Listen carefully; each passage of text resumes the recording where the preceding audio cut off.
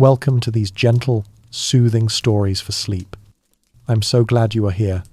Whether you are preparing to drift off to sleep, relaxing after a long day, or simply seeking a quiet companion, you have come to the right place. Tonight, we will embark on a journey into one of the most profound and wondrous ideas in all of science, a question that touches the very limits of our understanding. We will venture into a wormhole and ask ourselves, is there any way back? Before we begin, I would love to know where you are listening from tonight, or perhaps what thought is bringing you a sense of peace. Please leave a gentle comment below. Wherever you are, I hope you are feeling comfortable, relaxed, and ready to explore something gentle yet extraordinary. And if you find these soothing scientific journeys a welcome comfort in your life, please consider liking this video and subscribing to the channel. It helps more souls who are searching for quietude find their way here. Imagine, for a moment, an old room bathed in the soft, warm glow of a single lamp. The air is still, carrying only the faint, sweet scent of aging paper and dust motes dancing in the amber light. Before you, on a great wooden desk, lies a map, a vast and intricate chart of a forgotten world. Its edges are frayed, and its surface is a delicate web of fine lines and faded watercolor, charting continents and oceans, mountains and rivers. But your eyes are drawn not to the lands it depicts, but to a simple crease running right across its middle. A deep fold where the paper was once pressed together. A line where two distant coastlines, separated by a vast, painted ocean, were made to touch. It is just a simple fold, a convenience for storage, yet in that single crease lies the seed of a cosmic dream, a whisper of the greatest shortcut imaginable. This old, quiet map is our universe, and that gentle fold is a doorway. This is the beginning of our journey into a wormhole. We are all, in our quietest moments, cosmic cartographers, staring up at the night sky, which is the truest and oldest of all maps. We see the islands of light we call galaxies, adrift in an ocean of darkness so profound and so vast that the distances become almost meaningless to our minds. We speak of light years, the distance that a beam of light travels in a full year, a journey of nearly 6 trillion miles. But the number is like a grain of sand held up against a desert. The nearest major galaxy to our own, Andromeda, is more than 2.5 million of these light years away. To journey there, even at the speed of light, the universe's ultimate speed limit, would require a voyage of 2.5 million years. The map seems to tell us that the universe is a place of infinite separation, of beautiful but unreachable islands. But just over a century ago, a gentle revolution in our understanding of the universe began, led by a man named Albert Einstein, who suggested that this map, this thing we call space, is not a static, flat sheet of paper. He proposed that it is a dynamic, flexible, and wondrously strange fabric, woven together with time itself into a single, four-dimensional entity we now call spacetime.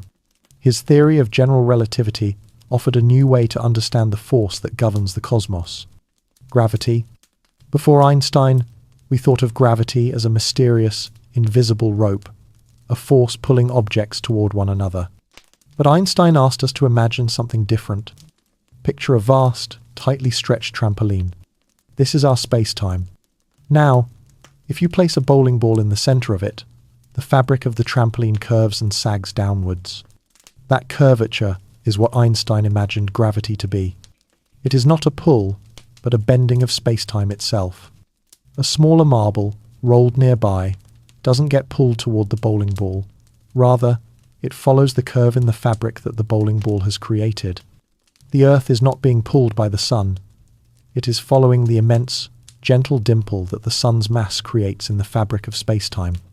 Every planet, every star, every galaxy, even your own body, creates its own tiny, imperceptible curve, its own little gravitational signature in the cosmic tapestry. This idea transformed our universe from a rigid stage into a dynamic, flowing, and interactive environment. And once you begin to think of space-time as a flexible fabric, a new and startling possibility emerges. If you can bend it, could you also fold it?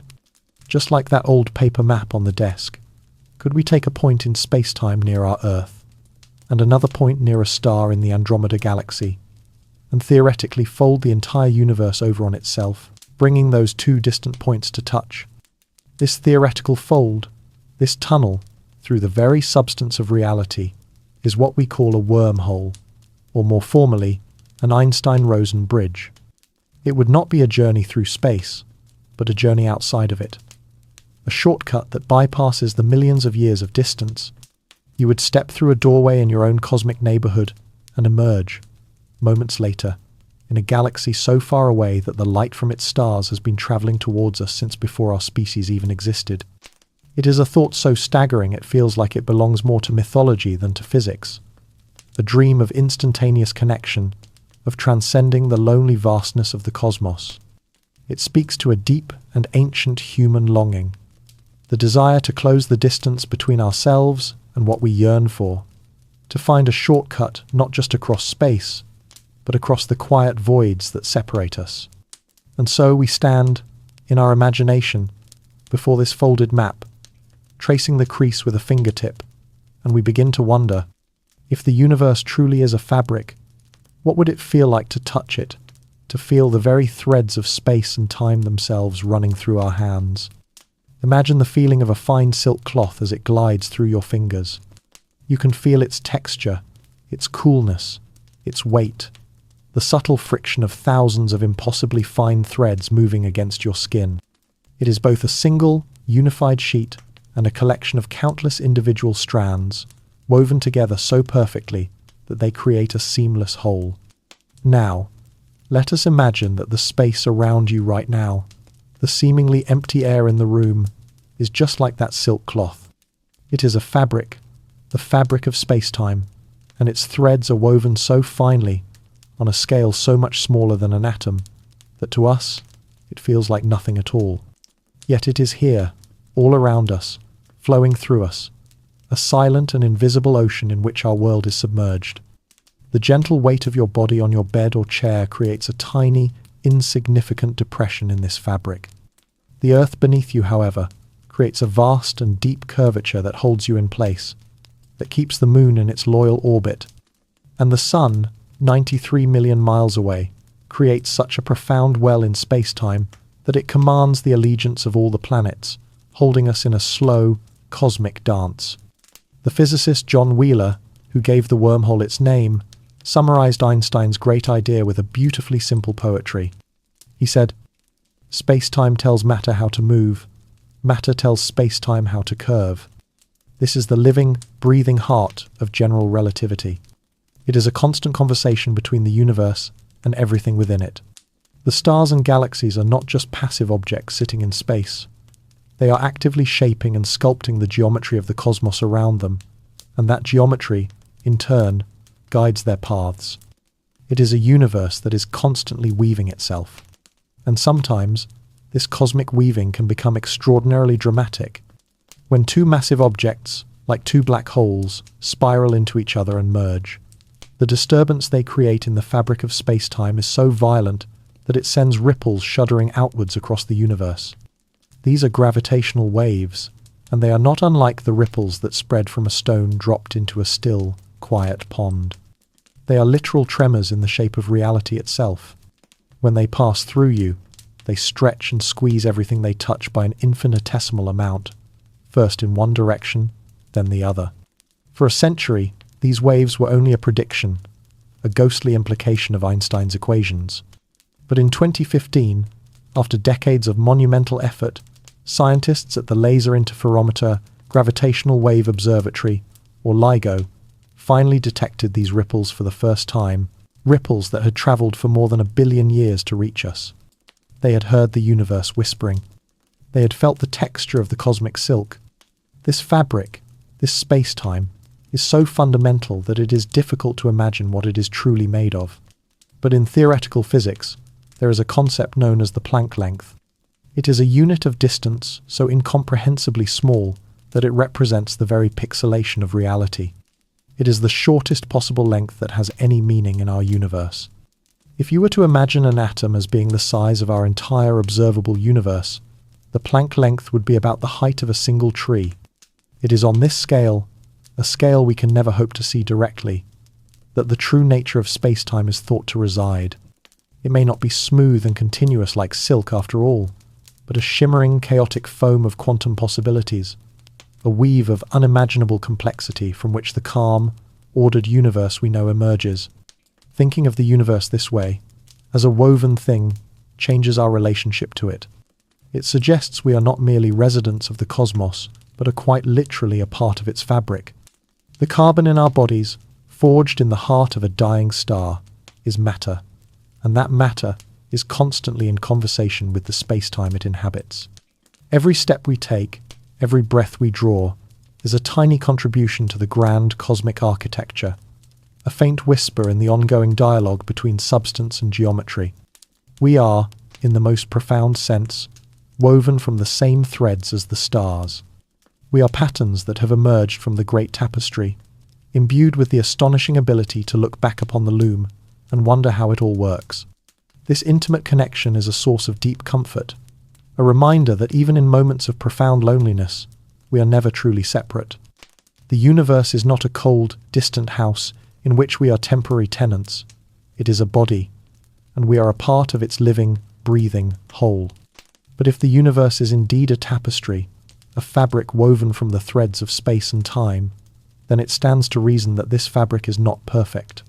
A weaver can make a mistake. A thread can snap, creating a knot, a tangle, or a hole. And we must ask ourselves, what happens in the places where the weave of the universe becomes impossibly dense, where it is twisted and knotted into a point of infinite tension? What happens at its most extreme, tangled, and broken points? Imagine yourself standing on the smooth, mossy stones at the edge of a great river, a river wider than any you have ever seen. The water flows with a deep and silent power, its surface as dark and glossy as polished obsidian, and just ahead, the river simply ends. It pours over the edge of the world into an abyss of swirling, grey mist, and it does so without a sound. There is no thunderous roar, no crash of water on rocks below, only a profound and unnerving silence. This is the edge of a colossal waterfall, and you feel a gentle but insistent current tugging at your feet, pulling you toward that silent precipice. You know, with a certainty that settles deep in your bones, that if you let this current take you, if you were to drift past that smooth, glassy edge, there would be no coming back. This silent, beautiful, and terrifying edge is the event horizon of a black hole, the universe's point of no return, its most perfect and absolute knot in the fabric of space-time. As we journey in our minds toward one of these cosmic wonders, the first thing we notice is the silence. A quiet, so complete, it feels like a presence. The background hum of the distant universe seems to fade away. Ahead of us, there is no fearsome, swirling vortex, no cosmic drain in the sky. Instead, there is simply a patch of space that is perfectly, impossibly black, a circle of pure nothingness that blots out the stars behind it. It is blacker than a closed eye in a dark room, blacker than any shadow, and the starlight around it behaves strangely. The light from distant galaxies is bent and warped around this circle of night, creating a shimmering halo of distorted star images, a beautiful and eerie ring of fire surrounding an abyss. This is the work of its immense gravity, a well in space-time so deep that even light cannot escape its pull. The black hole itself is not a thing, but a place, a region of space from which nothing, not even information, can ever return. The boundary that defines this place is the event horizon. It is not a physical surface you could touch, but an invisible threshold. Crossing it would be deceptively gentle. There would be no barrier, no jolt, no sensation of passage. One moment, you are in the familiar universe. The next, you are inside the black hole, and the laws of reality have quietly and irrevocably changed. Outside the horizon, you could always turn on your ship's engines and fly away. But the moment you cross it, escape becomes impossible. Not because you lack the power, but because the very fabric of space-time inside a black hole is flowing inward, faster than the speed of light. To escape would be like trying to run up that silent, colossal waterfall faster than the water is falling. The direction out simply no longer exists. All paths, All possible futures now lead to one inevitable destination: the center. At the heart of the black hole lies the singularity. Our mathematics tell us it is a point of zero volume and infinite density, a place where all the mass of a collapsed star is crushed into nothingness. But it is perhaps better to think of the singularity not as a place, but as a moment in time. Once you are past the event horizon, the singularity is your future. It is as unavoidable as next Tuesday. Space-time is so warped here that the dimension of space leading to the center becomes like the dimension of time for us, always moving forward. You can no more avoid the singularity than you can avoid the future. And it was in studying the strange geometry of these objects that Albert Einstein and his colleague Nathan Rosen first discovered a theoretical possibility. Their equations suggested that the singularity of a black hole might be connected to the singularity of another hypothetical object, a white hole forming a tunnel, a bridge through space-time. This was the first wormhole, the original Einstein-Rosen bridge. For a moment, it seemed the most dangerous objects in the universe might also hide a secret passage. But the dream was short-lived. Further study revealed that this natural bridge would be hopelessly unstable. It would pinch off and collapse so quickly that not even a single photon of light would have time to make it through. It was a road that vanished before you could even set foot upon it. And so, the black hole remains a one-way journey, an entrance with no exit. It is a symbol of all the irreversible thresholds in our own lives, the choices and moments that forever alter our path, the doors we walk through that quietly lock behind us. And yet, humanity has always been drawn to such things, to the edge of the known, to the allure of the absolute. We are a species that climbs the highest mountains and dives to the deepest parts of the ocean, not just for what we might find there, but for the simple, profound act of standing at the very edge of possibility. We look at that silent, beautiful precipice, and even as a primal fear courses through us, a quieter, more curious voice whispers a timeless question. What if? What if the throat of this cosmic passage could be propped open, held open against the crushing weight of reality, if only for a moment? Think of a warm, sunlit afternoon at the beach, and the simple joy of digging in the damp sand near the water's edge. You decide to build a tunnel. As you scoop out the sand, you can feel the weight of the sand above, constantly threatening to collapse your little passageway. If the sand is too dry, it crumbles instantly. But if it is perfectly damp, the water between the grains holds it together with a gentle surface tension, giving it just enough strength to defy gravity, allowing you to create a small, dark tunnel that holds its fragile shape. Now, imagine trying to build such a tunnel not out of sand, but out of the very fabric of space-time itself. The forces you would be fighting against would not be a few handfuls of sand, but the fundamental tendency of the universe to smooth out its own curves, to collapse any such shortcut back into the flatness of normal space. To build a wormhole that you could actually travel through, you would need something analogous to that water in the sand, something that could provide an outward push, a force to hold the tunnel open against the immense pressure of its own gravity. We now become theoretical engineers, architects of the impossible. We are no longer just observing the universe, but dreaming of how we might reshape it. Our blueprints are the equations of general relativity, and our goal is to design a stable, traversable wormhole. As we model our creation, we can feel the tremendous forces at play. The entrance to our wormhole, which we call a mouth, creates a powerful gravitational pull, and so does the exit, light years away. The throat of the tunnel that connects them is a place of unbelievable tension, a region where space-time is stretched to its absolute limit. Left to its own devices, this throat would slam shut in an instant, pinching off into a singularity, just like the unstable Einstein-Rosen bridge. To counteract this collapse, we need to line our tunnel with a substance so strange, so contrary to all our everyday experience, that physicists have given it a simple and evocative name: exotic matter.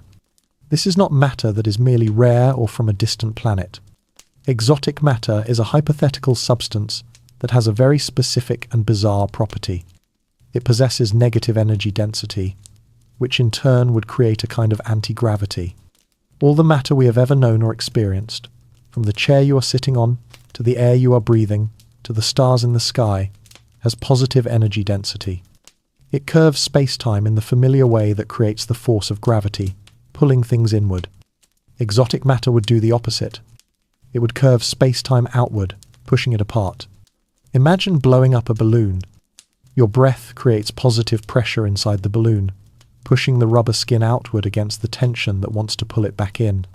Exotic matter would be the cosmic equivalent of your breath, creating an outward pressure in the throat of the wormhole, stabilizing it and holding it open so that a traveler could safely pass through. Without this substance, a traversable wormhole is simply not possible, according to our current understanding of physics. It is the one essential, non-negotiable ingredient. The very idea of matter with negative energy sounds like pure fantasy, a convenient invention to make a wonderful story work. And for the most part, it is. We have never observed or collected any such substance. However, there is a strange and beautiful phenomenon in quantum physics that shows us the universe is even weirder than we imagine, a phenomenon called the Casimir effect. If you take two perfectly flat, reflective plates and place them incredibly close together in a perfect vacuum, a strange thing happens.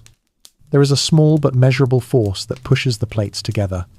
This force comes from the vacuum itself. According to quantum theory, a vacuum is not empty, but is instead a bubbling, chaotic soup of virtual particles that pop in and out of existence for fleeting moments. The tiny space between the two plates restricts which of these virtual particles can appear, meaning there are fewer particles inside than outside. This imbalance creates a pressure from the outside, pushing the plates together, and the space between the plates, now having less energy than the vacuum around it, is said to have a negative energy density. This is a real, laboratory-verified effect. It is a tiny, tantalizing whisper from the universe that negative energy is not entirely forbidden by the laws of nature. Of course, the amount of negative energy produced this way is infinitesimally small, not nearly enough to stabilize a human-sized wormhole, but its existence fuels the imagination. It reminds us that our intuition about what is and is not possible is built on our experience in a very calm, gentle corner of the cosmos, and the fundamental rules may be far more flexible than we think. And so, we dream. We dream of gathering this impossible substance, this whisper of exotic matter, and using it to sculpt space-time itself. We dream of finally opening a door between the stars. And this begs the question, if we could somehow achieve this monumental feat, what would the entrance to our stable wormhole even look like? How would it feel to stand before it, at the threshold of a gateway, woven from the ghost of a force that shouldn't exist? Have you ever looked through a very old pane of glass, perhaps in a historic house or a forgotten barn? The world on the other side is still there, familiar, but it is subtly changed. The straight lines of a fence may now have a gentle curve. The leaves of a tree might seem to ripple as if underwater. The glass is not perfectly flat. It has its own history, its own imperfections that bend and warp the light passing through it, transforming the ordinary into something magical and strange. Now, let us take that feeling and amplify it a billionfold. We are standing in the silent darkness of space before the mouth of our traversable wormhole. It is not a gaping hole, nor a swirling vortex. It is a perfect, silent sphere, hanging in the void like a celestial soap bubble. And it shimmers. It is a doorway made of shimmering, distorted glass. And through it, we can see the other side. The view is breathtaking and utterly alien. We are looking at a different patch of sky, a destination millions of light years from where we stand. But the stars we see through the sphere are not calm, steady pinpricks of light. They are warped into strange and beautiful patterns. Their light bent by the sphere's immense gravity into glowing arcs, duplicate images, and ethereal rings of light. It is as if we are staring into a crystal ball that contains an entirely different cosmos. The constellation we see is not one we have ever charted. A nebula that glows with a soft crimson light on the other side is stretched into a luminous ribbon that wraps around the edge of the sphere. This spectacular, dreamlike distortion is the phenomenon of gravitational lensing. Just as the old, imperfect window pane bends light, so too does the wormhole's mouth. Its gravity, generated by the exotic matter that holds it open, is so intense that it acts as the most powerful lens in the universe, taking the light from its destination and twisting it into a kaleidoscopic vision before our eyes. From a safe distance, the wormhole is deceptively peaceful. Unlike a black hole, which is defined by its insatiable hunger and the point of no return from which nothing can escape, our stable wormhole exerts no significant gravitational pull from afar. We could orbit it as if it were a small, quiet planet. There is no powerful current dragging us toward it, no sense of impending doom. The danger of this ocean is not its currents, but the very nature of its water. The true peril of the wormhole lies not in being pulled in, but in the tidal forces that await within its throat. But for now, we float before this cosmic gateway, mesmerized by the view. It is a door that is also a window, a portal that shows you your destination before you have even begun the journey. And there is a profound philosophical weight to that. To see the end from the beginning, to know where the path leads, does not mean you understand the nature of the path itself. The view through the window is serene, but the journey through the door might be something else entirely. We see the light of stars that are unfathomably distant, stars that may belong to the Andromeda galaxy, or perhaps one even farther away. We see a place that would take us millions of years to reach by any conventional means, and yet it is right there, seemingly within arm's reach, captured in a shimmering, silent sphere. It is the fulfillment of humanity's oldest dream of travel, the ultimate shortcut painted on the black canvas of space. The temptation is overwhelming. To step across a threshold and emerge in another galaxy, to be a true pioneer of not just space, but of space-time itself. All our science, our engineering, our courage has led to this single moment of decision, this final, quiet step. With a final, deep, and steadying breath, a breath that feels as if it is being held by all of humanity, we cross the threshold. We glide silently into the shimmering sphere. The warped vision of the other side washes over us, envelops us, and then it fades. And we are left wondering, what does the universe feel like when it is no longer linear? When the straight line between 2 points has been bent into a circle? Imagine floating in perfectly still, perfectly silent water, warmed to the exact temperature of your own skin. You are in a place of total darkness. There is no light, no sound, no sense of pressure, not even the feeling of air on your face.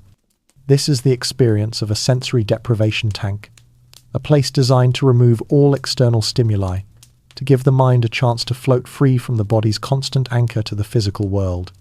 In this state, the very concepts of up and down, of left and right, of time and of self, begin to soften and dissolve. It is a profound state of being, a gentle unmooring from reality. And it is the closest we can come on Earth to describing the feeling of being inside the throat of a wormhole. As we pass through the shimmering mouth, the kaleidoscopic view of the destination galaxy vanishes, and so does the view of the universe we just left behind. We are now inside, and inside is not a tunnel. There are no walls to see, no sense of movement, no feeling of being propelled forward. We are not rushing through a tube of psychedelic light as so many stories have imagined. Instead, we are simply somewhere else. We are in a place that is outside of conventional space. It is not black, for black is a color, a presence of darkness. This is a void of color, a state of utter neutrality, a perfect and featureless grey that seems to emanate from nowhere and everywhere at once. There is no sound, not even the hum of our own ship, as there is no medium to carry the vibrations. It is a silence deeper than the silence of deep space, a symphony of absolute nothingness. The journey through a wormhole is not about speed. We are not travelling faster than light.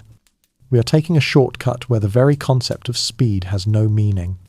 We have entered a corridor that connects two distant regions of space-time, and the corridor itself may only be a few meters long.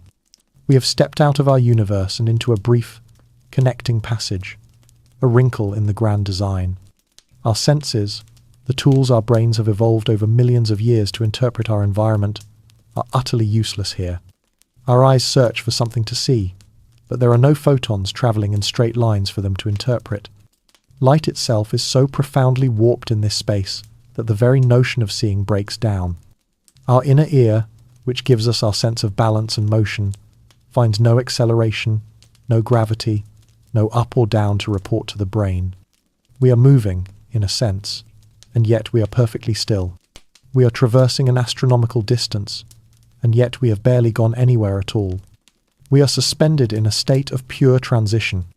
In this profound sensory void, we are turned inward. With nothing outside to process, the mind becomes acutely aware of itself. We can hear the quiet rhythm of our own breathing, the slow, steady beat of our own heart, the faint, electrical hum of our own consciousness. This is the dissolution of the ego. So much of who we believe we are is a reaction to the world around us. Our identity is a story built from our interactions, our sensations, our place in the world. But when all of that is stripped away, what is left? There is only pure awareness, a sense of being that is untethered from the physical world, from time, from space itself. It is a moment of profound, and perhaps terrifying, peace. We are a ghost in the machine of the universe, a point of consciousness floating in an abstract, geometric passage. For a timeless moment, we simply are. We float in this symphony of nothingness, adrift in a gentle, featureless eternity. But as we surrender to the deep and silent peace of the passage, a new and unfamiliar sensation begins to emerge, not from the outside, but from within. It is not a sound or a sight, but a feeling. A gentle, insistent, and deeply unsettling pull. Imagine holding a piece of warm, soft toffee between your hands. You begin to pull it, gently at first, and you feel it yield. It lengthens, stretching out into a long, thin ribbon. The toffee doesn't snap, it simply flows, its own internal cohesion giving way to the gentle, persistent pull you are exerting. The sensation is one of quiet, continuous transformation, a simple act of changing shape. Now, imagine that piece of toffee is your own body. Imagine it is the very ship you are traveling in. This is the feeling that begins to dawn in the silent, colorless void of the wormhole. It is not a violent force, not a sudden jolt, but a slow, quiet, and inexorable unraveling of gravity's thread. The peace of the sensory void is gradually replaced by a strange and deep physical anxiety, a feeling of being gently, but ceaselessly, pulled apart. The sensation begins at your extremities. You feel a subtle, almost imperceptible pull on your feet that is not present at your head. It is as if one part of your body is in a slightly different gravitational field than another. The difference is minuscule, less than the weight of a single falling leaf, yet it is undeniably there. The ship around you seems to agree. You hear a soft groaning sound, the sound of a structure under a strange and unfamiliar strain, the faint protest of metal and ceramic beings stretched by the very shape of space itself. This is the work of tidal forces. It is one of the most misunderstood and yet most powerful aspects of gravity. The force that is beginning to act upon us is not gravity in the way we usually think of it. It is not the crushing weight of a massive object. Instead, it is the difference in gravity across a distance. It is a force born from the unevenness of the gravitational field. The most familiar and gentle example of this happens every day on our own planet. The Earth's oceans are pulled by the Moon's gravity. But the Moon pulls just a little bit more strongly on the side of the Earth that is facing it, and a little bit less strongly on the side of the Earth that is turned away from it. This slight difference in pull is enough to stretch the entire planet's water into two bulges, one facing the Moon and one facing directly away. These bulges are what we call the high tides. The Moon is not lifting the ocean, it is stretching it. Now, imagine that same principle within the intensely curved spacetime of a wormhole's throat. The curvature of space here is so extreme that the difference in gravity between your head and your feet, even across the tiny distance of your own height, becomes significant. Your feet are being pulled more strongly than your head. Every single atom in your body is being subjected to a slightly different gravitational force than its neighbor. The result is this slow, relentless stretching, a process that, in its more extreme forms, near a black hole, has been given the grimly descriptive name of spaghettification. For a traveler to survive this journey, our theoretical wormhole would need to be colossal, unimaginably vast.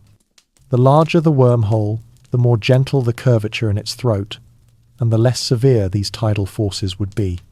The stretching would be spread out over a much greater distance, making it gradual enough for a ship and a human body to withstand. But even in a survivable wormhole, the feeling would be inescapable, a constant and unnerving reminder of the fragility of our physical form. Our bodies are miracles of cohesion. We are held together by a complex web of electromagnetic forces, the bonds between our cells and the integrity of our bones, creating a resilient whole. We are built to withstand the singular, uniform gravity of our homeworld. But we are not built for a universe that pulls us in different directions at once. To feel these tidal forces is to be reminded that our physical existence, this intricate structure we inhabit, is a delicate arrangement, one that can be gently and methodically undone by the fundamental grammar of the cosmos itself. And as our physical form is tested in this strange new way, we cannot help but wonder, what is happening to our perception of that other great constant of our lives? The one thing we thought was always moving forward, the steady, reliable passage of time. Do you remember, from the haze of childhood, a long and golden summer afternoon, a day with no plans and nowhere to be, where the hours seemed to stretch and bend, becoming a warm and languid eternity? A single afternoon could feel like a lifetime, filled with the slow buzzing of bees, the shifting patterns of sunlight through leaves, and the feeling that this perfect, gentle moment would never end. Our experience of time is a fluid and subjective thing, a river that can seem to rush in moments of excitement and slow to a crawl in moments of quiet contemplation. Inside the wormhole, this subjective feeling becomes an objective, physical reality. Time itself, the great and relentless clock of the universe, begins to feel sluggish, thick, and heavy, as if we are trying to move through a river of pure, transparent honey. The first hint of this change is internal. Our thoughts seem to race, to leap ahead with their usual speed, but the world around us fails to keep up. We glance at the digital clock on our ship's control panel, a clock that has been our faithful companion, and we see the seconds ticking by with an agonizing slowness. 1 second passes, then another. Each one feels like a minute of our own perceived internal time. It is a profound and deeply disorienting feeling, a disconnect between our consciousness and the physical framework it inhabits. We are living between the ticks of the clock. This is the extraordinary phenomenon of gravitational time dilation, a cornerstone of Einstein's theory of general relativity. The theory tells us that time is not absolute. It is not a single universal clock that ticks at the same rate for everyone, everywhere. Instead, time is relative, and its pace is affected by gravity. The stronger the gravitational field, the more slowly time passes. Let us return to our image of time as a great river, flowing through the cosmos. Every object with mass a planet, a star is like a heavy stone resting on the riverbed. Around these stones, the current slows, creating small eddies and deep, calm pools. For someone on Earth, time flows just a little bit more slowly than it does for a satellite in orbit high above, where the Earth's gravity is weaker. The difference is minuscule, measured in microseconds, but it is real, and our global positioning systems must account for it to function correctly. Now, imagine the gravity within our wormhole. It is not a stone in the river, it is a chasm, a canyon, the deepest and most extreme depression in the entire riverbed of spacetime. In this place of profound curvature, the flow of time slows to a near standstill. The river becomes a deep and silent pool, almost perfectly still. The consequences of this are staggering, almost too vast for the human mind to hold. For every single minute that ticks by on our ship's slow-moving clock, for every minute of our journey through this timeless passage, years, decades, centuries, or even millennia could be flashing by in the outside universe. It is a thought of breathtaking and bittersweet proportions. The world we left behind, the Earth with its blue oceans and swirling clouds, is aging at a ferocious rate while we are suspended here. Friends and families, cities and nations, the entire arc of human history we were a part of, could be unfolding and concluding, a story reaching its final chapter while we are still on the first page of ours. We are like figures trapped in amber, preserved in a moment while the rest of the universe rushes onward. This journey is not just a separation of space, but a separation of time. And it raises a beautifully poignant question. If time is truly relative, then which time is the real time? Is it the frantic, fleeting time of the universe outside, or the deep, slow, contemplative time we are experiencing now? Perhaps the only real time is the one we perceive, our own subjective, internal river. But with our bodies being stretched and our clocks slowing to a crawl, with the anchors of both space and time having come loose, what is left to hold on to? What could possibly ground our sanity in a place where the fundamental constants of the universe have become so beautifully, terrifyingly fluid? Do you recall the sound of an old radio, late at night, when you turn the dial between stations? It is a sound of pure static, a gentle, ceaseless hiss. This sound, this cosmic shushing, is not entirely random. A small fraction of it is the echo of the Big Bang itself, the faint, ancient radiation of creation washing over our planet. It is a ghost in the machine, a whisper from the beginning of time, hidden in the silence between songs. Inside the wormhole, a new kind of static begins to fill the void. But it is not a sound. It is a sensation. The profound, featureless grey of the passage is disturbed by a faint, internal warmth, a subtle vibration that seems to soak into your very bones. And then, a light begins to dawn, not from any particular source, but from everywhere at once. It is a soft, ethereal, blue-white glow that fills your vision, a light that is present even when you close your eyes. The ghosts of this place are not from the past, they are from the future. They are the light of your destination, arriving as a deadly, silent storm. This growing light is the wormhole's most lethal paradox. The very window that allows us to see our destination is also the barrel of a cosmic gun pointed directly at us. The light from the stars, nebulae, and galaxies on the other side of our shortcut does not simply wait for us to arrive. It pours into the wormhole's mouth, just as we did. And as this light falls into the immensely deep gravitational well of the wormhole's throat, it gains an incredible amount of energy. The universe pays for this shortcut with a currency of pure energy, and the toll is fantastically high. This energizing process is known as blue shifting. Every wave, whether it is a wave of sound or a wave of light, has a frequency. And when the source of that wave is moving toward you, or when the wave is falling into a gravity well, its frequency increases. The most common analogy for this is the sound of a siren on an ambulance. As the ambulance races towards you, the sound waves it emits are compressed, crowded together, and the pitch of the siren sounds higher. As it passes you and moves away, the sound waves are stretched out, and the pitch sounds lower. This change in pitch is called the Doppler effect. With light, something very similar happens. A higher frequency means more energy, and it also means a shift towards the bluer end of the visible spectrum. Light falling into a wormhole would be like that approaching siren, but the effect would be far more extreme. The gentle, visible light from a distant, yellow star would be blue shifted. Its frequency would increase, pushing it past the visible colors of blue and violet, into the invisible but far more dangerous realms of the electromagnetic spectrum. It would become ultraviolet light, then powerful X-rays, and finally, it would be transformed into a flood of lethal, high-energy gamma radiation. So, the beautiful, silent, blue-white glow we are seeing is the visible part of an invisible tempest. We are being bathed in a relentless storm of particles and rays that are energetic enough to tear molecules apart, to shred the delicate double helix of our DNA. The very fabric of our being is being bombarded by the ghosts of starlight from a galaxy we have not yet reached. It is a profound and humbling reminder that the universe we are so beautifully adapted to is a place of incredible gentleness and balance. The light from our own sun is a life-giving caress, perfectly tuned to warm our world and power its biology. But that is a rare and precious gift. Most of the energy in the cosmos is raw, chaotic, and profoundly hostile to the fragile structures of life. To exist in the universe is to be sheltered from it.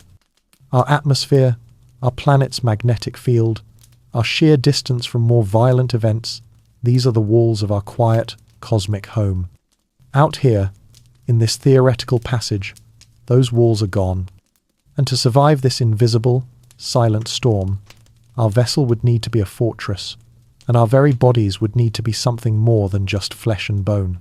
In the dead of night, when the world outside is hushed and still, you can sometimes become aware of the quiet universe within you. If you lie perfectly still and listen, you can hear the soft, rhythmic, and deeply comforting sound of your own heartbeat. Thump thump, thump thump. It is the most fundamental rhythm of your life. A gentle percussion that has been with you from your very first moments of becoming. A faithful companion that will stay with you until your very last. It is the sound of your own internal machinery, the sound of life itself. In the face of the cosmic chaos of the wormhole, the crushing tidal forces, and the silent storm of radiation, we now turn our attention away from the vast and terrifying universe outside and focus on the equally vast and wondrous universe contained within our own skin. We must, for a moment, appreciate that the human body is the most sophisticated and resilient vessel ever created. Within you, at this very moment, trillions of cells are engaged in a silent, coordinated dance of breathtaking complexity. This internal symphony is directed by a single, guiding principle known as homeostasis. It is the body's miraculous ability to maintain a stable, constant internal environment, regardless of what is happening in the world outside. Think of your home. You have a thermostat on the wall that constantly measures the temperature. If it gets too cold, the thermostat sends a signal to the furnace, which turns on to generate heat. If it gets too warm, it might signal an air conditioner to begin cooling. Your body does this, but for thousands of different variables at once, without any conscious thought. Your internal temperature, the pH balance of your blood, your oxygen levels, your hydration, all are held in a state of delicate, dynamic equilibrium. Faced with the extreme environment of the wormhole, this internal furnace would be working harder than it ever has before. A silent, heroic effort to maintain the calm, steady state that life requires. One of its most crucial tasks would be to fight the invisible war against radiation.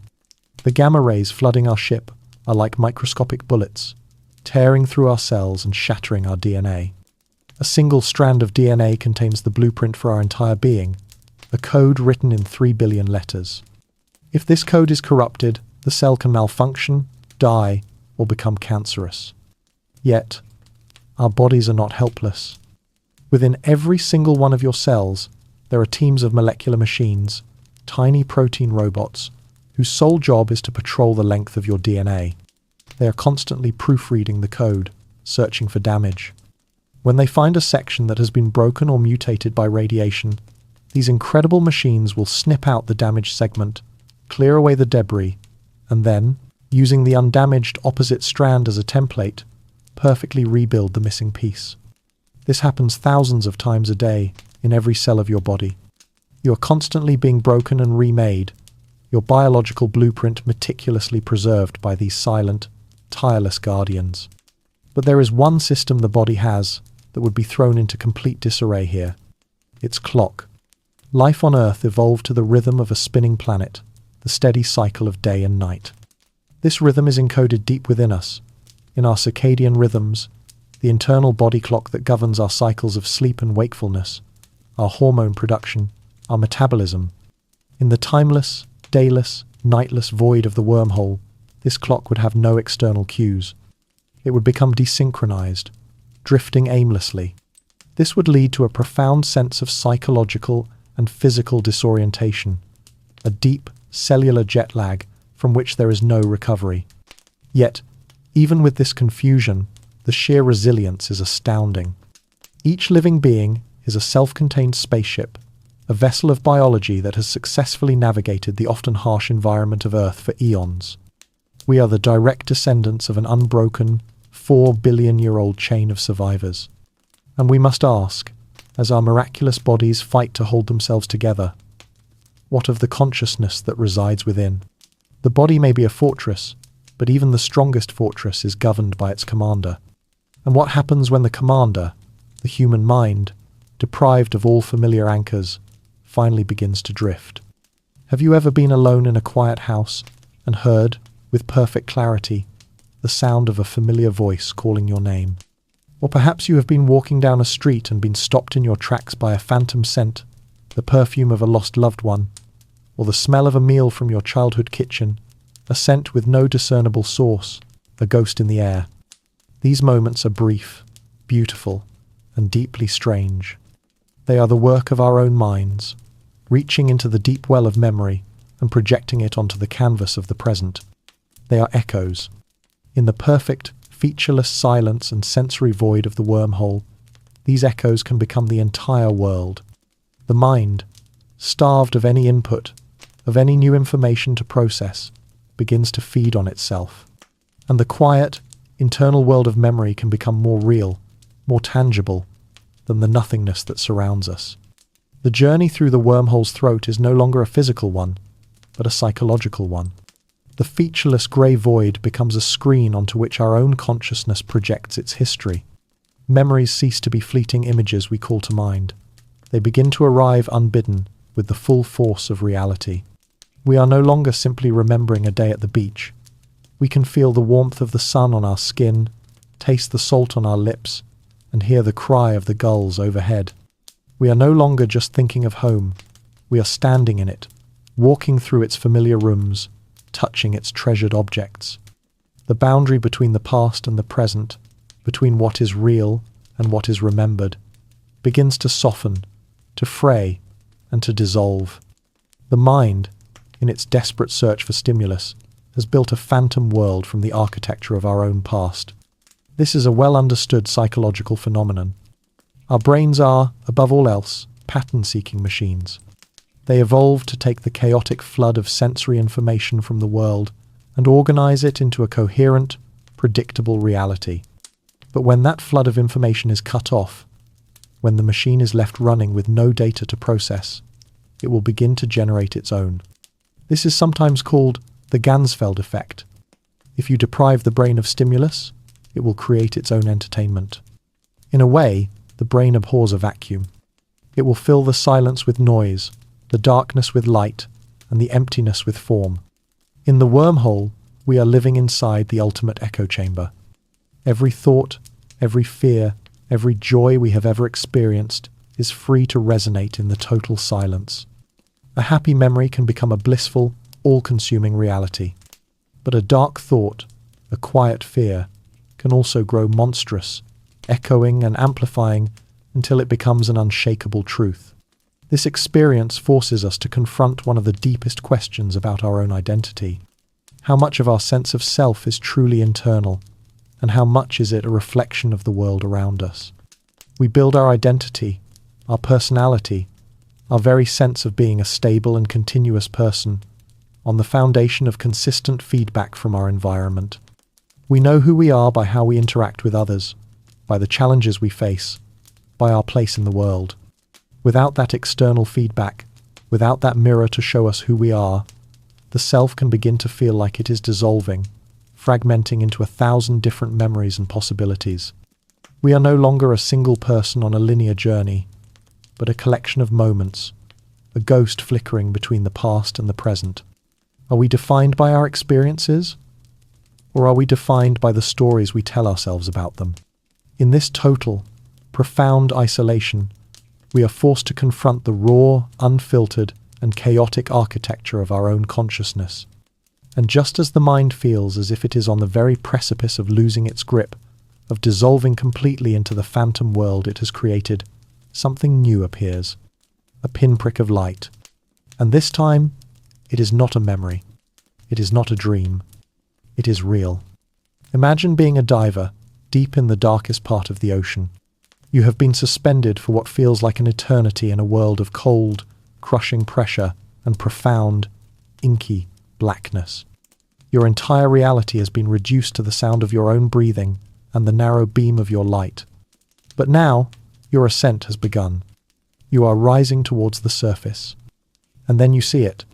Far above you, a shimmering silver ceiling, a circle of light that ripples and dances with a brilliance that seems impossible. It is the surface of the water, seen from below. It is the boundary between your dark, silent world and the world of air and sun and life. It is a vision of hope, of arrival, of a return to the light. This is the feeling that floods our senses as that single, real pinprick of light in the wormhole's void begins to grow.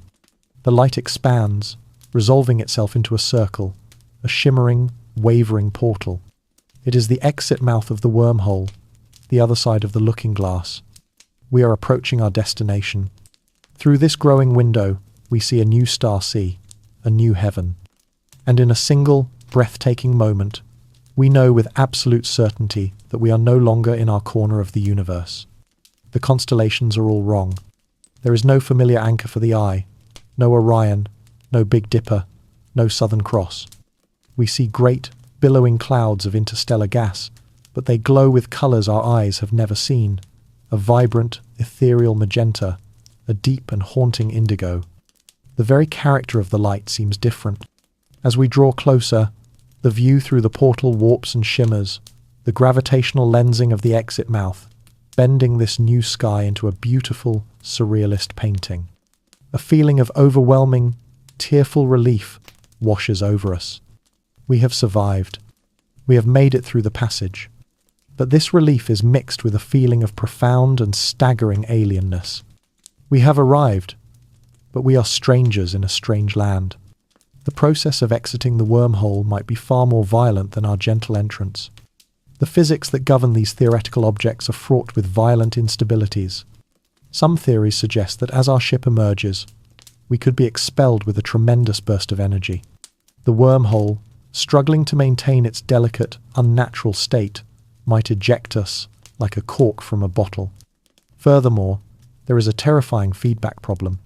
Light from a star can enter the exit mouth, travel backwards through the wormhole, emerge from the entrance mouth, be reflected by something, and then re-enter, making the journey again and again. Each time it passes through, it gains energy from the blue shifting effect. Like a sound echoing in a canyon, this light can amplify itself over and over in a split second, reaching an infinite energy that would utterly destroy the wormhole in a blinding flash. For our journey to have been possible at all, our wormhole must be of a very specific type that somehow avoids this catastrophic feedback loop. Assuming we navigate these final perils and emerge, blinking, into this new light, we float for a moment in the stunned silence of arrival. We have done it. We have crossed millions of light years. We have stepped from one galaxy to another. We are the ultimate pioneers. And in this moment, we feel a deep kinship with every explorer in human history who ever stepped out of a boat onto a new shore, or who first crested a mountain to see the valley on the other side. It is a feeling of triumph, of awe, of having pushed the boundaries of what is possible. But this triumph is shadowed by a deep and humbling sense of isolation. Columbus may have been far from Spain, and Armstrong may have been far from the Earth, but they were still within the same familiar cosmic neighborhood. We are not. We are immeasurably, inconceivably far from anything we have ever known as home. And as we begin to take in the sheer, overwhelming scale of our accomplishment and our isolation, a new and urgent question begins to form, a question that is perhaps more important than any other. We have survived the journey through the fabric of space, but a wormhole is a bridge through space-time. We have crossed the universe, but did we also cross time? There is a unique and wonderful scent that belongs only to old books, a sweet, dry, and earthy fragrance of vanilla, paper, and time itself. To hold such a book is to hold a piece of history. When you touch its fragile, yellowed page, you are touching an object that was held by hands in a world that no longer exists, a world before you were born. The light that you use to read its words is reflecting off ink that was pressed onto its pages centuries ago. In a very real sense, every old book is a time machine, carrying a message from the past into your present moment. Now, adrift in this alien star sea, we must become readers of the oldest book of all, the light of the universe. We are no longer travelers, but astronomers, and our first, most urgent task is to read the ancient starlight around us, to understand not just where we are, but more importantly, when we are. The work is slow, methodical, and quiet. In the silent cockpit of our vessel, we turn our telescopes to the strange new sky. We begin to map the unfamiliar constellations, to measure the distances to the nearest galaxies, to take the temperature of the cosmos itself. But how can one possibly measure such things? How do you measure the distance to an object so far away that its light has been traveling for millions of years?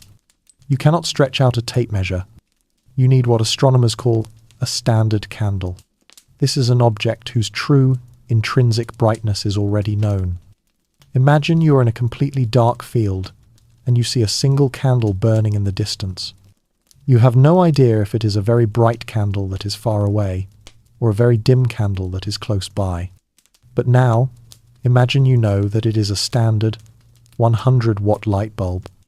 Because you know its true brightness, you can now tell exactly how far away it is just by measuring how dim it appears.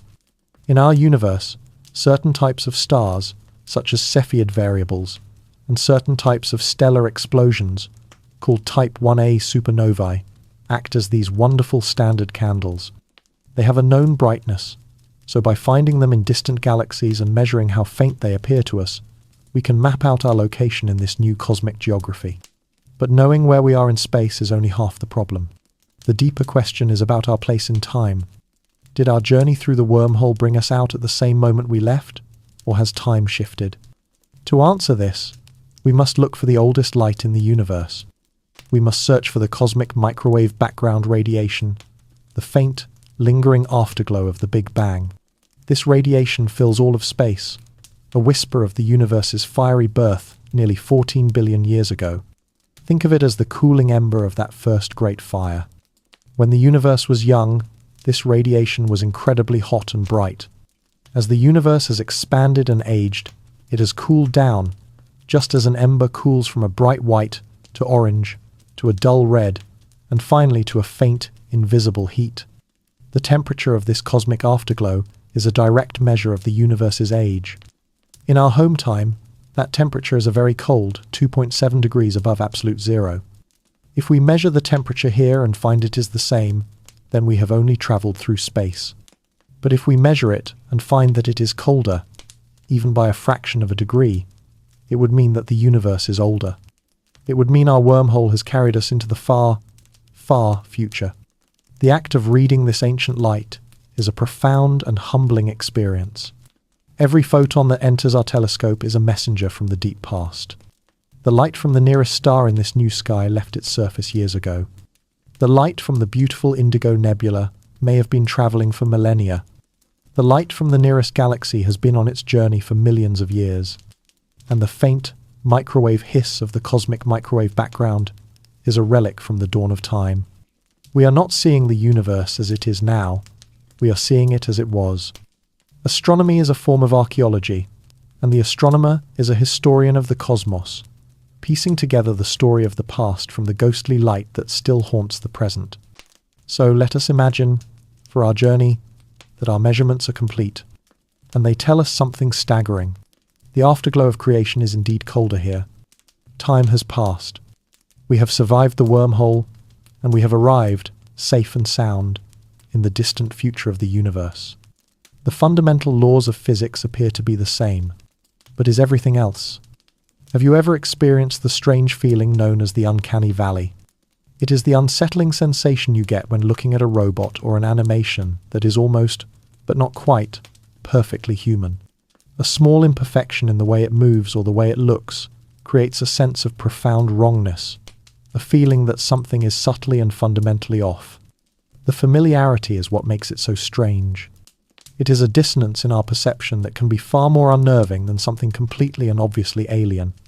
This is the feeling that now washes over us as we turn our powerful telescopes toward a nearby planet, a world that our initial surveys suggest is remarkably Earth-like. From a distance, it is a comforting sight. A beautiful blue marble swirled with white clouds, with the reassuring shape of continents.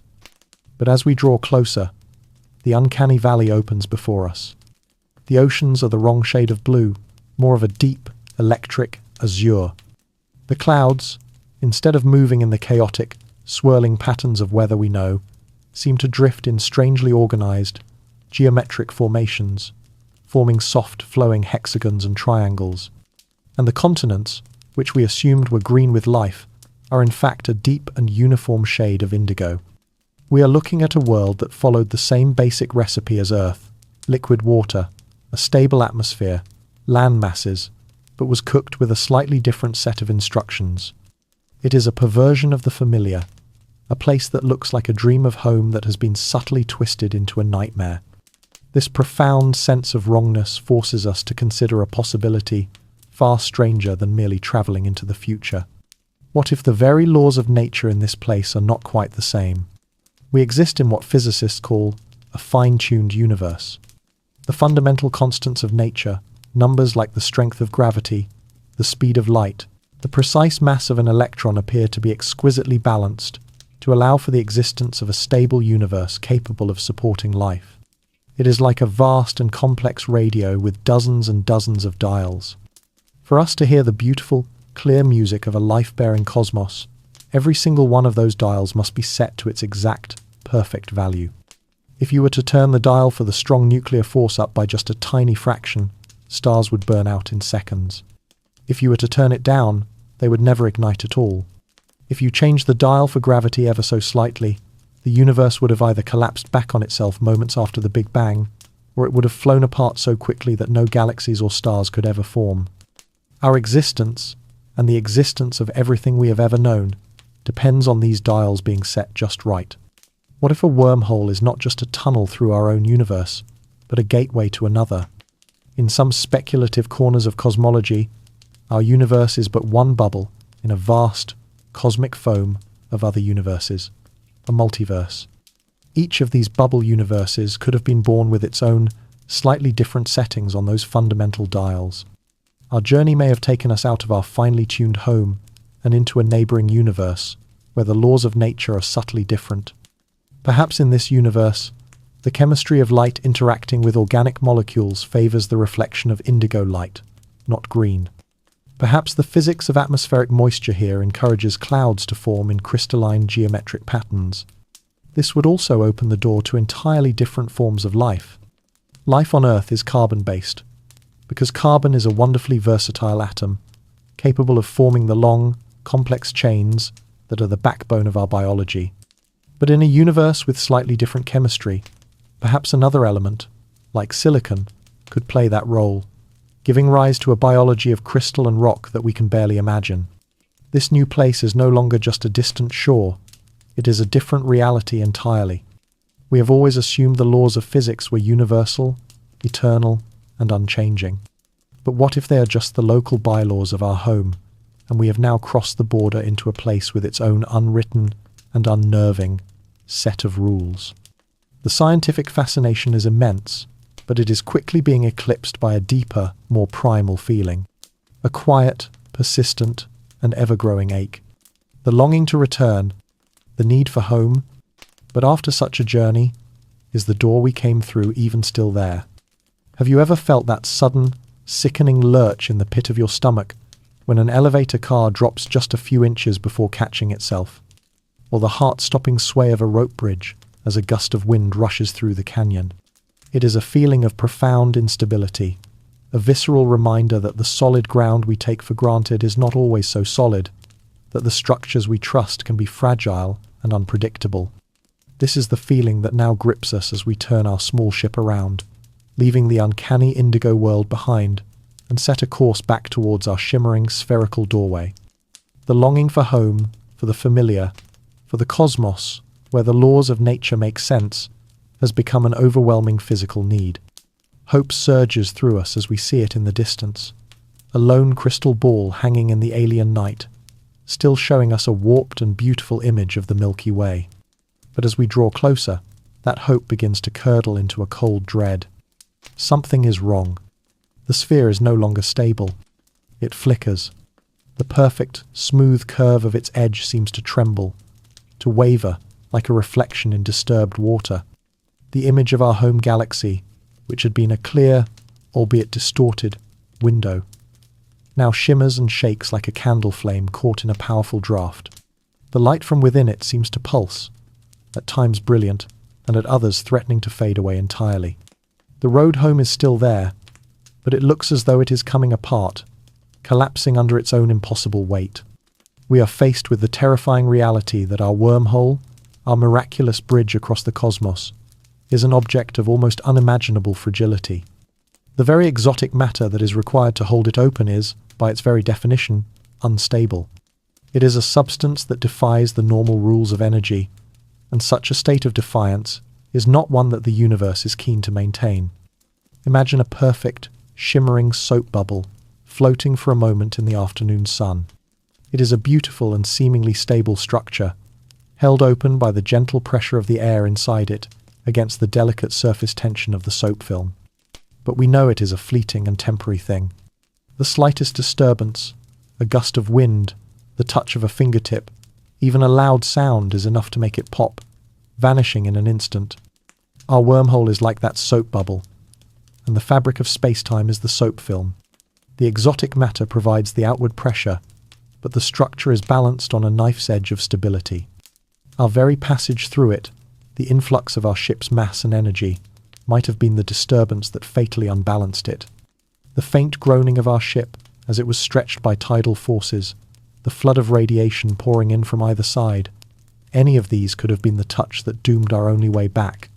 If the wormhole were to collapse, it would not be a gentle closing of a door. It would be a catastrophic event. The throat would slam shut in a fraction of a second, the two mouths snapping back to their original, distant locations in the universe. And anything caught within the throat at that moment would be annihilated, likely crushed into a new singularity as the very geometry of space and time unraveled around it. The road home is not just a closing path. It is a trap. To re-enter it now would be a gamble of the highest possible stakes, a leap of faith into a flickering, unstable gateway that might cease to exist at any moment. And in this terrible hesitation, a profound and tragic thought settles upon us. The thought of the one-way ticket. We are like the explorers of old who burned their ships upon reaching a new shore, an act that made retreat impossible and forced them to commit to the new world. We did not burn our bridge, but it may be burning itself out. Sometimes, in our lives as in the cosmos, the path back to where we began ceases to exist, the very moment we choose to cross a threshold. And even if, by some miracle, the door remains open long enough for us to attempt a passage, we are faced with a new and even more unsettling problem. It is not a problem of physics or engineering, but a problem of pure logic, a paradox that whispers to us from the other side of that wavering threshold. There is a simple, satisfying, and deeply intuitive beauty in the fall of a row of dominoes. The first one tips, striking the second, which in turn strikes the third, and so on down the line in a perfect clicking cascade of cause and effect. The sequence is inviolable. The 10th domino cannot fall before the 9th. The 5th cannot tip over, and then somehow cause the 4th to fall after it. The chain of events moves in only one direction, from the past into the future. This simple, linear progression of causality is the absolute bedrock of our sanity, the foundation upon which our entire understanding of reality is built. Actions have consequences. The past influences the present, and the present shapes the future. And yet, as we pause our ship at the threshold of this flickering, unstable wormhole, ready to take the gamble and return home, this fundamental truth of the universe suddenly feels fragile, uncertain, and terrifyingly open to question. We are contemplating the simple act of returning. But because our journey has moved us through time as well as space, returning is no longer a simple act. It is a potential violation of this sacred order. The question of why time seems to move in only one direction, why the dominoes of causality never fall out of sequence, is one of the deepest mysteries in all of physics. This one-way nature of time is often called the arrow of time, and our best physical explanation for it is a concept known as entropy, which is described by the second law of thermodynamics. This law states that in any closed system, the amount of disorder, or entropy, tends to increase over time. A pristine, perfectly ordered sandcastle on the beach will, over time, be broken down by the wind and the waves into a disordered, shapeless mound of sand. An egg, when cracked and scrambled, will never spontaneously reassemble itself back into a perfectly ordered, unbroken state. The universe as a whole seems to follow this rule. It is constantly moving from a state of greater order to a state of greater disorder. This relentless, one-way march toward chaos may be the engine that gives time its forward momentum. It is why the sandcastle erodes, why the egg scrambles, and why we remember the past but not the future. A wormhole, however, particularly one that connects different points in time, offers a theoretical way to cheat this law. It could create what physicists call a closed time-like curve. This is a path through spacetime that loops back on itself, a path that would allow a traveler to end up in their own past. It would be like a secret tunnel for one of the dominoes, allowing it to loop around the chain and reappear at the beginning, ready to fall again, or more alarmingly, to prevent the first domino from ever being pushed at all. To enter such a path would be to step off the linear road of causality and onto a tangled, paradoxical loop. If we were to re-enter our wormhole and emerge in our own past, we would become an effect that could alter its own cause. We would be a ripple from the future that could change the pond of the past. This is no longer a question of engineering. It is a question of philosophy. If you could break the chain of cause and effect, would you still be you? Our lives, our choices, our very sense of self are built on the consequences of our actions. We are the sum total of a lifetime of falling dominoes. To be given the power to go back and rearrange them would be to shatter the very foundation of who we are. Is a life without consequence, a life where any mistake can be undone, truly a life of meaning? The entire structure of our reality, of growth, of learning, of love, and of loss, seems to depend on the irreversible, forward march of time. To challenge it is to challenge the meaning of everything. And this abstract, philosophical vertigo leads us directly to the most famous, most unsettling, and most personal thought experiment that has ever been conceived, a paradox that has haunted physicists and storytellers for decades. The ghost of one's own history, of a past that might not be as solid as we remember. Think, for a moment, of your grandparents. Picture them not as you know them, but as they were long before you existed, as young people filled with the hopes and uncertainties of their own lives. Imagine meeting them by chance on a street corner, two strangers to you, and you a stranger to them, with no idea of the incredible, branching future that you represent, a future that is woven directly from the thread of their lives together. It is a deeply poignant thought to see the beginning of your own story as an outsider, a silent observer of a past that is not your own. This gentle, nostalgic daydream is the doorway into the most famous, most profound, and most intractable paradox of time. The ghost of your own grandfather. Let us imagine that we take the ultimate risk. We turn our ship toward the flickering, unstable wormhole and dive in. But our goal is not just to return to our home galaxy. It is to return to a specific time. We calibrate our passage to emerge 50 years before we left. We survive the journey. We emerge into the familiar space around our solar system, and we see the Earth, our Earth, as it was 2 generations before our time. It is our world, but younger, more innocent, a planet blissfully unaware of the future visitor that has just arrived. We are ghosts from the future, watching our own history unfold. And in this moment, we are faced with a terrible and tempting power. We could change things.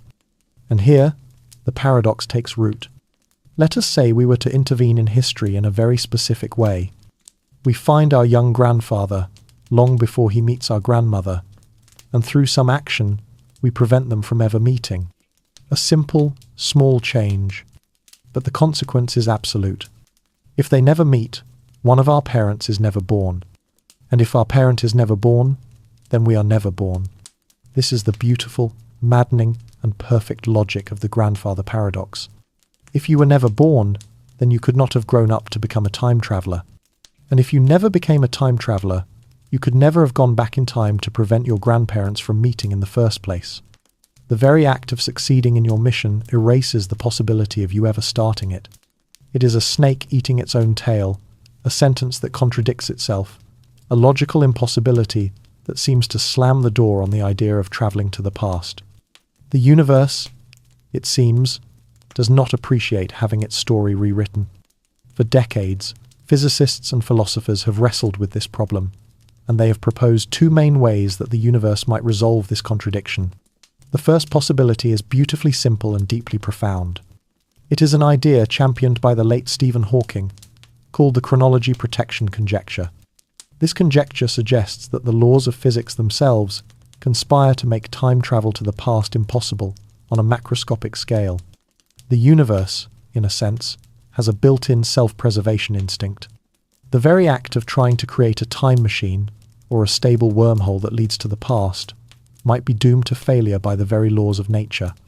Perhaps a catastrophic feedback loop of radiation, like the one we considered earlier, would always grow to infinite intensity and destroy any such wormhole at the moment of its creation. It suggests that causality is a fundamental, unbreakable law, like gravity. You can no more travel into the past than you can walk north from the North Pole. The very geometry of the universe forbids it. The second possibility is perhaps even stranger. It comes from an idea in quantum mechanics called the many worlds interpretation. This theory suggests that every time a quantum event has more than one possible outcome, the universe splits into multiple, parallel timelines, one for each possibility. In this view, if you travel back in time and prevent your grandparents from meeting, you do not change your own past. Instead, your arrival creates a new, branching timeline. In this new universe, your grandparents do not meet, and your alternate self is never born. But this has absolutely no effect on the original timeline you came from, where you were born and grew up and stepped into a wormhole. You have not rewritten history, you have simply created a new one. The paradox is resolved, but the cost is immense. You can never go home again. The timeline you left is now forever inaccessible to you. You are a refugee of time, an orphan in a universe that you yourself created. And so we are left with a choice between a universe that forbids the journey and one that makes the return ticket vanish. Our past, it seems, is not a museum we can visit. It is the living, breathing, and fragile foundation of our present. And to alter it would be to shatter the very ground on which we stand. There is a unique and powerful melancholy that comes from returning to a childhood home after many decades have passed. You stand before the same door, look at the same windows, see the same tree you once climbed standing in the yard. The physical place is the same, a collection of wood and brick and glass. But the life that made it a home, the warmth, the voices, the memories, are gone. It is now just an empty room, an echo chamber of a life that has moved on. The feeling is one of profound dislocation, a quiet grief for a time you can see and touch, but can never truly re-enter. This is the hope and the fear that now fills our hearts as we make our final decision. We will not tempt the paradoxes of the past. We will simply try to go home. We aim our vessel for the flickering wormhole, setting a course for the exact spatial coordinates of our solar system in the exact present that we left behind. The journey back through the wormhole's throat is a frantic prayer. We endure the stretching tidal forces, the hiss of radiation, the disorienting timelessness, all of it fueled by a desperate, fragile hope for the sight of a familiar blue marble, for the light of our own yellow sun. And then, we are through. We are expelled from the wormhole's mouth, and we emerge, breathless, into the silent dark. We are home. The constellations are right. We see the familiar, comforting swirl of the Milky Way, the smudges of distant nebulae we have known all our lives. We have returned to our own corner of the cosmos.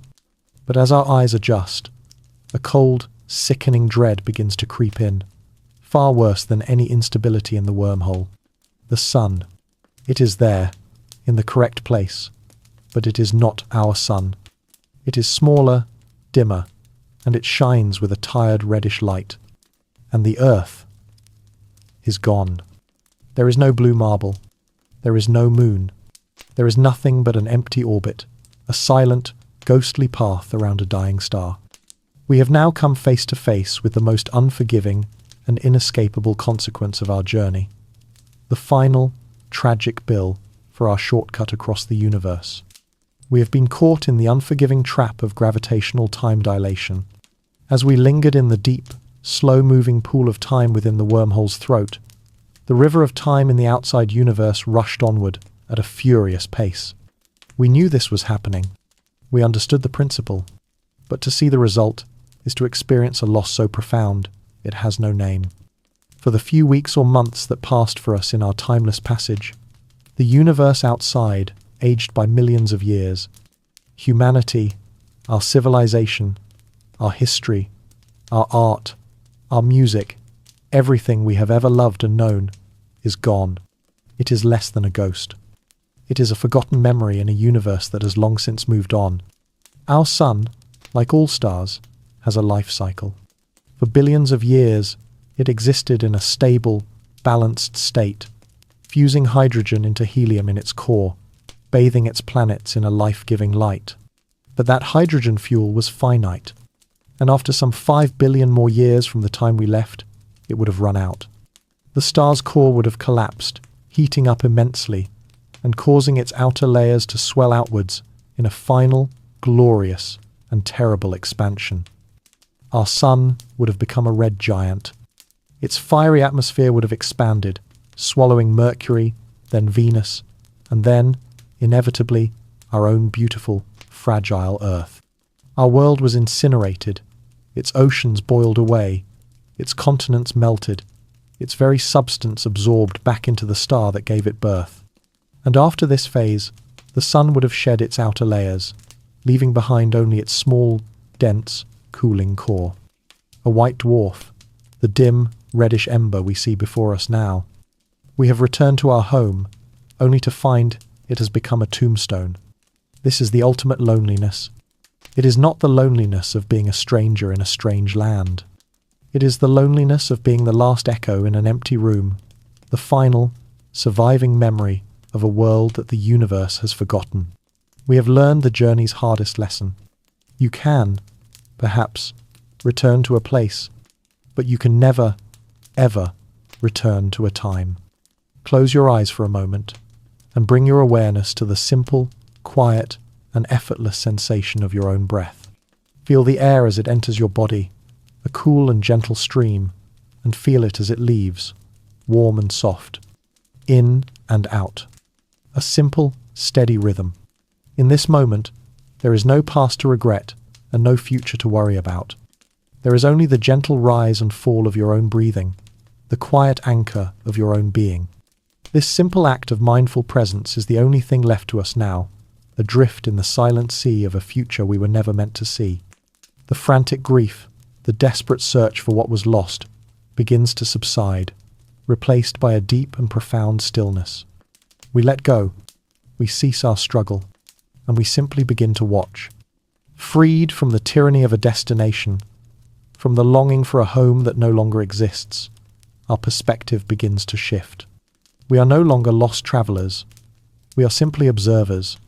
Our small vessel is now a monastery of solitude, a quiet hermitage floating in the cosmos, and our purpose is to bear witness. We turn our telescopes to the heavens not to find our way, but simply to see what is there.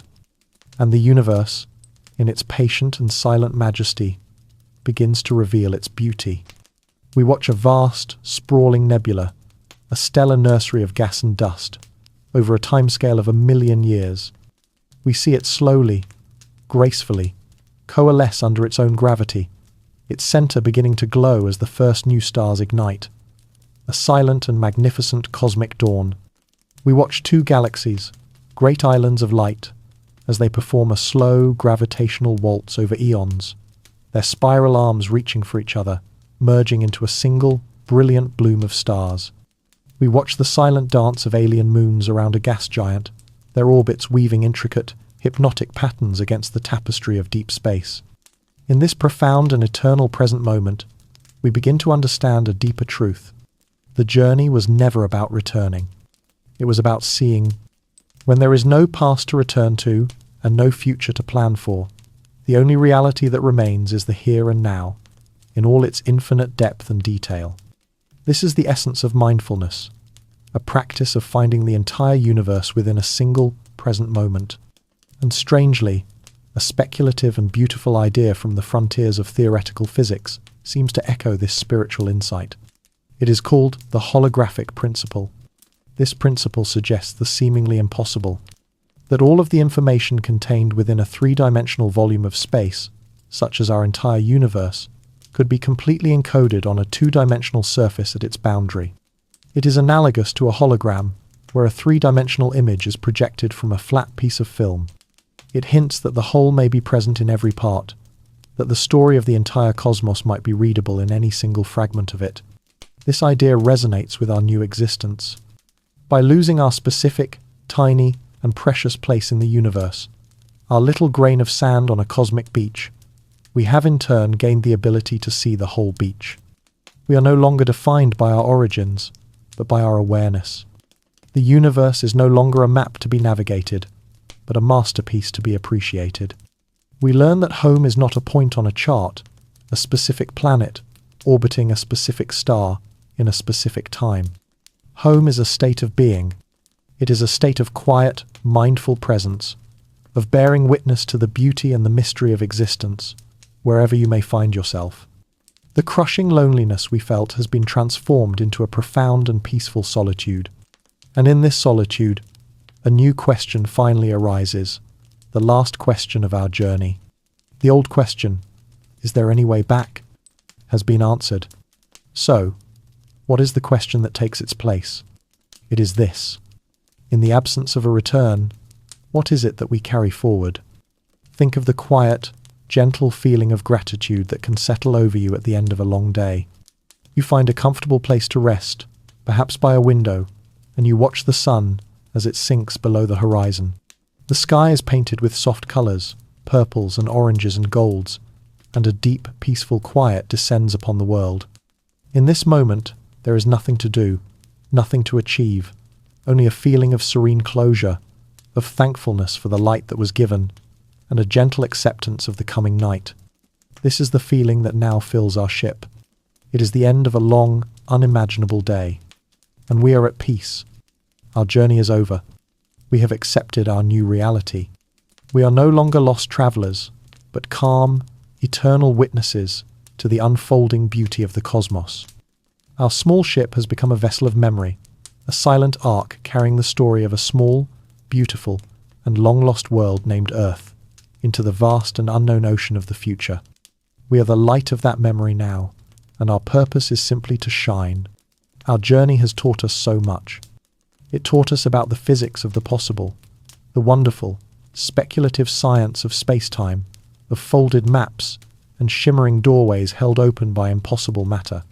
It taught us about the biology of the fragile, showing us that our own bodies are resilient, miraculous vessels, but that they are exquisitely tuned to a single, gentle world, and are no match for the raw, untamed forces of the cosmos. And it taught us about the psychology of the isolated, revealing that our own minds, when stripped of all external anchors, can become both a heaven of memory and a hell of echoes. And finally, it has given us the definitive answer to our first and most urgent question. Is there any way back? The answer, in the end, is a gentle but absolute no. The physical instabilities, the paradoxes of causality, and the unforgiving reality of time dilation all conspire to make a true return impossible. The road home is a dream. The universe, it seems, only ever moves in one direction, forward. And in that final, quiet realization, we find the journey's most profound gift. Because in a way, none of us can ever truly go back. Our own lives are a one-way journey. Every day, every moment, we move forward into an unknown future, and the person we were yesterday, the world as it was yesterday, becomes an irretrievable memory. We cannot undo our choices. We cannot reclaim our lost time. Our grand, cosmic journey through a wormhole, in the end, was simply a vast and powerful metaphor for the simple, beautiful, and sometimes heartbreaking journey of a single human life. We are all travellers in time, and the lesson is the same for us all. The only true home we can ever inhabit is the present moment. The only thing we truly possess on our journey is not our destination, but the light we carry within us. It is the light of our own consciousness, our memories, our stories, our capacity for wonder, for kindness, for love. That is the light we carry. And that is the home we can never lose. Thank you for joining me on this long journey tonight. I hope it has brought you some measure of peace and wonder. As you now prepare to drift into your own quiet sleep, I hope you carry a little of that cosmic serenity with you. May you find the entire universe in the gentle rhythm of your own breath, and may your dreams be filled with silent, beautiful, and peaceful stars. If you have found some comfort here, please do consider leaving a final, gentle comment to share your thoughts, and like and subscribe to continue sharing in these quiet explorations. Until we meet again, sleep well.